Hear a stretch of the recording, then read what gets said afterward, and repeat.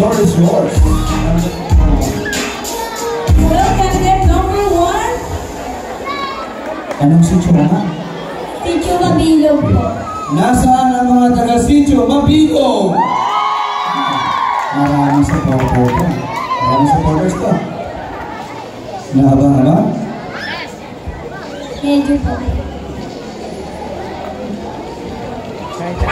May boyfriend ka na ba? Wala po. Oh, wala pa daw boyfriend ko. 0916-771. Okay, sino kasama mo ngayon, candidate number 1? Sila mama po. Bakit sila papa? Ayan, si mama support ng buong family. Okay, pipili na tayo, candidate number 1 ng question. Okay.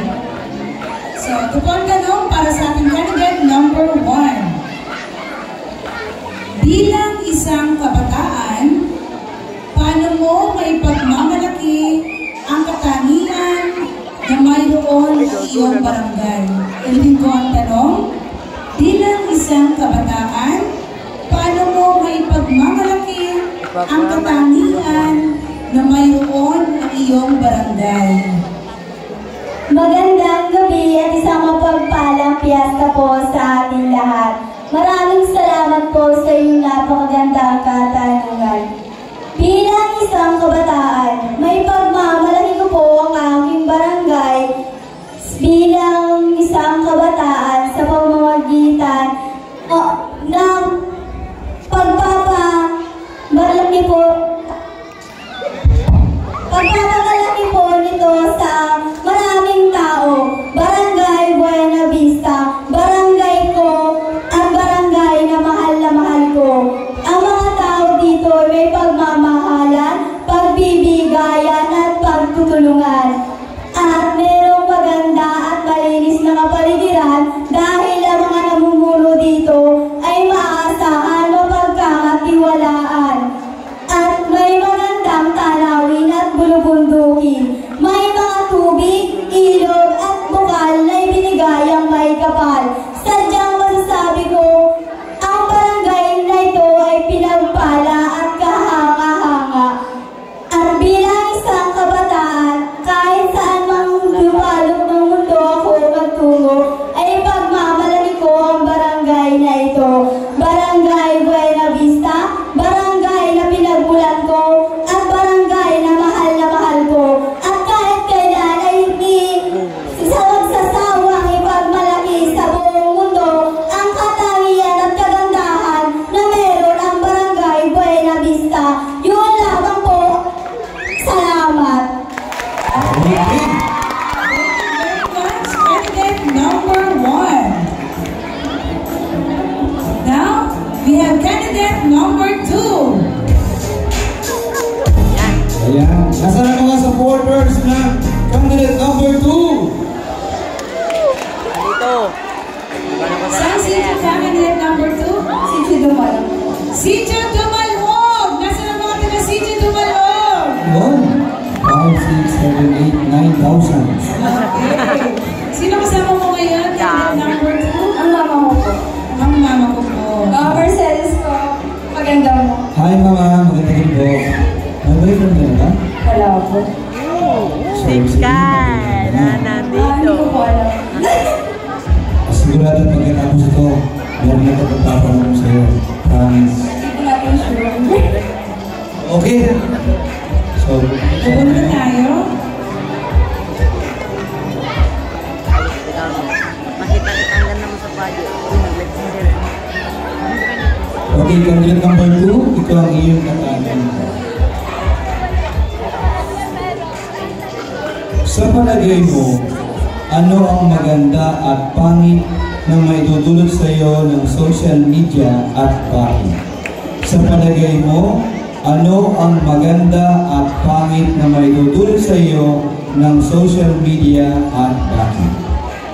Magandang gabi po sa ating lahat. Sa palagay ko po, ang magandang naidudulot po sa akin ng social media ay naipapakita ko po sa marami ang aking talento. At ang hindi magandang naidudulot po sa akin ay masyado po ako nababawal sa social media sa panonood ng mga video na nakaka kalusugan. Kaya sa mga bata po diyan, sana po ay huwag kayong gumaya sa akin sapagkat nakakasama po sa ating kalusugan ang magpakababad sa social media. Yun lamang po at maraming salamat. Oh. Thank you very much. Yeah. Candidate number 2. Uy, social media, patay niyan. Now we have candidate number 3. Dapat ka na medyo meron daw. Hello, candidate number 3. Hello po. Anong sitio ang nare-represent mo? Si Chubukal po. Sitio Bukal. Nasa na mga taga Sitio Bukal? Sino kasama mo ngayon? Family po. Yung mga friends. Okay, anong grade nyo? Grade 12 po. Grade 12. Ikaw ay? 18 ka nga ng 18. Kailangan ng 18. Noong November 30 po. November 30. So, Bonifacio Day, holiday yun. Okay. So, kinakabahan ka? Medyo po. Medyo. Parang Relax lang, relax lang. diretso ka po. Unang pinagawa Dito po. ka na? Ibigay mo ka ng chip. Ayan. Ito ang iyong katanungan, candidate number 3. Sa iyong palagay, ano ang pinakamalaking suliranin o problema ang kinakaharap ng mga kabataan sa ngayon at bakit? Ulitin ko ang tanong. Sa iyong palagay, ano ang pinakamalaking suliranin o problema ang kinakaharap ng mga kabataan sa ngayon at bakit? Magandang gabi po sa inyong lahat. Bilang isang kabataan po, ang problemang kinakaharap ngayon ng tulad ko ay ang mental health issues. Sa ngayon po ay madaming kabataan ang namamroblema dahil sabay-sabay po at sa pag-aaral, sa problema sa pamilya, na kung saan ay nagdudulot minsan ng hindi magandang pag-iisip o negatibong pag-iisip na nakakaisip sila ng mga hindi dapat gawin tulad ng pagpapakamatay. Dahil po sa mental issues na nararanasan ng bawat isa, maraming kabataan ang naaapektuhan, higit sa lahat sa social media, sapagkat meron pong mga panahon na dahil sa social media ay bumababa ang kanilang kumpiyansa sa sarili, na kung saan ay hindi maiwasan na i-compare nila ang kanilang sarili sa iba, na dapat hindi natin gayahin sapagkat tatandaan natin na tayo ay may sariling kakayahan, talento, at ganda na may pagmamalaki sa iba. Ating isipin na tayo ay iisa at walang katulad. And I thank you. Thank you very much. Candidate number 3. Napupang ina mo. Now we have candidate number 4.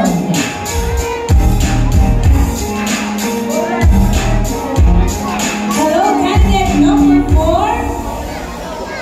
Hello din po. Anong grade mo na, candidate number 4? Grade 8 po. Grade 8. Okay, sino kasama mo ngayon? Ang family ko po, tapos mga kaibigan. Ayan, shout out sa mga kaibigan ni candidate number 4. Si candidate number 4 ba ano ang pangarap sa buhay? Pangarap ko po maging guro nang sa ganon ang mga kabataan sa ngayon na hindi nakakapag-aral ay aking magtutulungan. Wow! Ito in the future, magiging co-teacher ko. O baka ikaw. Punot na Okay. ka. Sabi nga tayo sa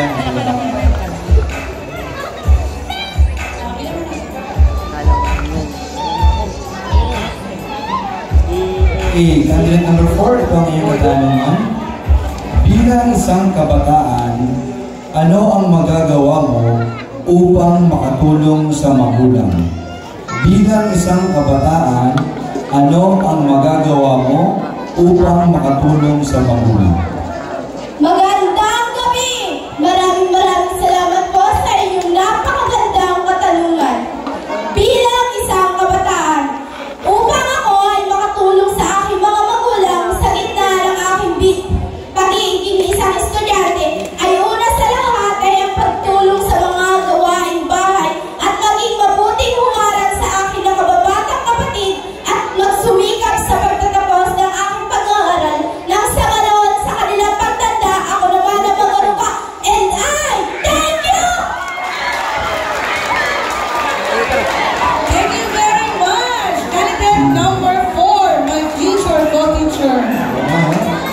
Okay, now. Candidate number 5. Hello, candidate number 5. Ano nare-represent mong sitio? Kalunang highway po. Okay, Kanlurang Highway! Nasaan ang Kanlurang Highway? Marami pa rin. Kalat lang sa purpose na. Kalat madami. Okay. Anong grade mo na? Grade 10 po. Grade 10. Sino ang iyong guro sa ESP? Si Ma'am Annabelle po. Nasaan na yung topic ngayon ko? Fourth quarter na. Sunod? Ito kayong katanungan, candidate number 5. Bilang isang kabataan, ano ang iyong pahahalagahan? Pag-ibig o edukasyon? At bakit? Ulitin Ay, ko. hindi ko ba natanong kung meron ba ng boyfriend? Ulitin ko ang tanong, nagdinagad kayo. Bilang isang kabataan, anong iyong pahahalagahan? Pag-ibig o edukasyon? At bakit? Bilang isang kabataan, edukasyon ang aking pahalagahan dahil ito ay may magandang maidulot sa aking kinabukasan. Lamang po at maraming salamat. Okay, thank you. Candidate number 5. Now we have candidate number 6. Hello, candidate number 6. Hello po. Sino kasama mo ngayon? Family and friends po. Okay, family and friends. Kuya Inan, meron kang katanungan, candidate number Anong height 6. mo? Anong height mo? Ay, hindi po. Height. Anong height mo? Ay, ano po? 5. 5'4", 5'5". Ganun po. May boyfriend na? Wala po. Gusto mo ka meron? Ayaw. Okay. Study first, Kuya Okay. Inan. So, bumunot ka para hindi ka magkaroon ng boyfriend.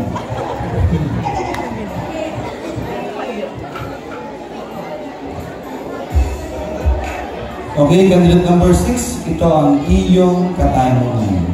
Makinig po ang lahat ng mga kabataan. Ano sa palagay mo bilang kabataan ang pangunahing dahilan ng teenage pregnancy? Ano sa palagay mo bilang kabataan ang pangunahing dahilan ng teenage pregnancy? Sa aking nakikita at napapansin, ito po ay nagmumula sa pagkakaroon ng broken family sapagkat dito nagpapariwara ang mga kabataan. At dito po sila naghahanap ng comfort kung saan inaakala nila na ito na ang tatapos sa kanilang problema. Pero hindi, dahil ito ay karagdagang problema para sa kanilang pamilya. Yun lamang po at maraming salamat. Okay. Thank you very much, candidate number 6. And now we have candidate number 7. Ito ang candidate number 7. Hawakan ito. Mahinig ka sa mayaw, ano? Mr. Operator, para tutugan mo ng kahit anong tutugan. Sige po, pa-play nga po. Anong grade mo na? Grade? 8 po. Okay po, play. Oh, kalma. So, wala kayo naman, Mitzi. Huwag mo naman ako bigyan ng dahilan. Okay. Okay. Sino kasama mo ngayon, candidate number 7? Pamilya ko po at kaibigan. Ayan. Anong sitio? Anong sitio? Silangan po. Sitio Silangan Highway. Saan pa rin dito dito? Papuntang bayan. Okay. Sa tapat mo sa Pingana. Ayan. Si candidate number 7 ba ay may boyfriend na? Wala po. Pero may nanliligaw na. Meron. Meron ilan? Ilan ang nanliligaw kay candidate number 7? Isa lang po. Isa lang. Gusto mo madagdagan yan? Hindi. Hindi mo pipigilan yan. Bukas meron agad sa'yo magchat-chat. Hi. Sabihin sa'yo, uy, congrats, ang galing mo kagabi. Oo, di ba? Okay. Gulog na po tayo. Di po tayo kita ngayong gabi. Ito ang iyong katanungan, candidate number 7. Bilang kabataan, ano Ano ang maiaambag mo sa inang kalikasan upang kahit papaano ay maibsan ang dinaranas ngayong climate change na papanahon? Bilang kabataan, ano ang maiaambag mo sa inang kalikasan upang kahit papaano ay maibsan ang dinaranas ngayon na climate change? Magandang gabi po sa inyong lahat. Maraming salamat po sa iyong magandang katanungan na iyan. Para sa akin, bilang kabataan, ang may ambag ko lamang po sa inang kalikasan sa climate change ay lagi kong